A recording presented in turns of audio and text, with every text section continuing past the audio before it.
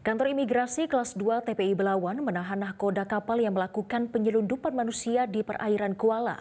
Pelaku sudah belasan kali membawa pekerja migran Indonesia secara estafet dengan tarif Rp400 per orang atau Rp1.578.000.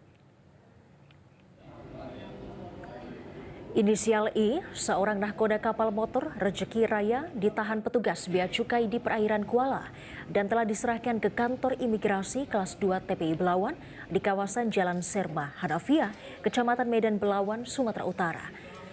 Dalam penangkapan kapal ikan berbendera Indonesia yang hendak membawa pulang 8 orang pekerja migran Indonesia dari Malaysia, petugas telah menetapkan satu pelaku yang merupakan pemilik kapal yang sudah 15 kali membawa pekerja ilegal. Selain menangkap pelaku, petugas menyita 1 unit kapal, paspor, dan uang tunai hasil membawa pekerja migran Indonesia ilegal. Kepala Kantor Imigrasi Kelas 2 TPI Belawan, Andri Guntur Surya Dharma Simanjuntak mengatakan, dari hasil pemeriksaan terhadap pelaku dengan modus membawa pekerja migran Indonesia yang hendak berangkat dan kembali ke Indonesia secara estafet melalui jalur laut dengan tarif Rp400 per orang atau Rp1.578.000. Atas perbuatannya, pelaku melanggar Undang-Undang Keimigrasian dengan ancaman 15 tahun penjara dan petugas terus melakukan pengembangan jaringan terorganisir perdagangan orang di Tanjung Balai, Asahan.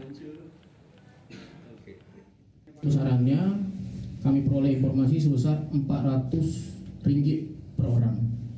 4 kali 3. Modusnya, jadi ini seperti taksi pesanan, Pak.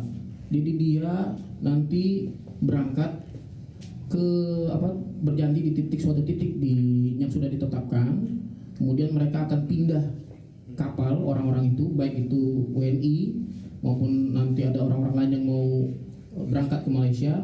Sampai di Malaysia juga mereka ditunggu oleh kapal yang sudah menjemputnya di sana. Kemudian dipindah lagi, yang sudah dibawa akan dipindah ke kapal tersebut, baru dibawa lagi mereka kembali ke wilayah Indonesia. Jelajahi cara baru mendapatkan informasi. Download Metro TV Extend sekarang.